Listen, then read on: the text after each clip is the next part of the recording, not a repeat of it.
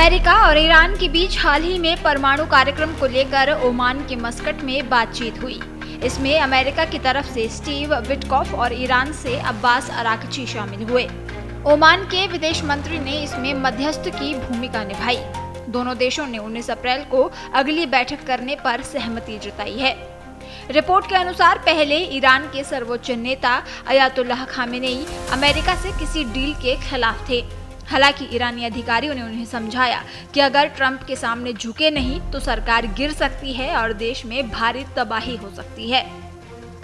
Report में बताया गया है कि ईरान की संसद और न्यायपालिका के बड़े नेताओं ने खामेनेई से कहा कि अगर अमेरिका और इजराइल की सैन्य कार्रवाई को रोकना है तो बातचीत करना बहुत जरूरी है।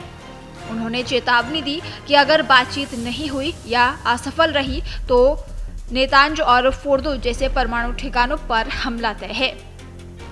ईरान के राष्ट्रपति मसूद पेजेश्कियन ने भी खामेनेई को बताया कि देश की आर्थिक हालत और आंतरिक स्थिति इतनी कमजोर है कि वो अब किसी युद्ध का बोझ नहीं उठा सकती।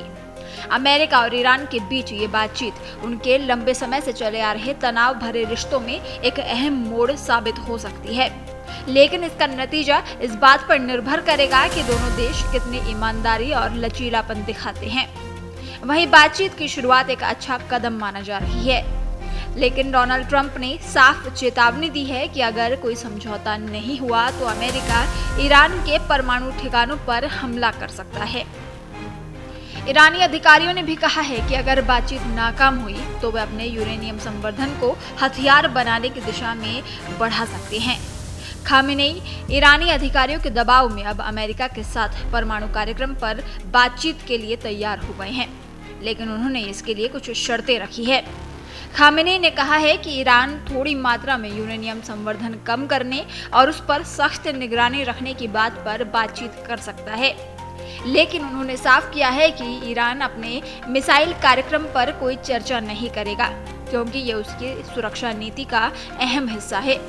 यही बात अमेरिका के लिए एक बड़ी रुकावट बन सकती है। ईरान अपने क्षेत्रीय नीति और आतंकी संगठनों जैसे हमास, हिजबुल्लाह और हुती को दिए जा रहे समर्थन पर बातचीत के लिए तैयार है। वहीं अमेरिकी राष्ट्रपति डोनाल्ड ट्रंप ने चेतावनी दी है कि अगर कोई समझौता नहीं हुआ तो ईरान को बहुत बुरे दिन का सामना करना पड़ेगा।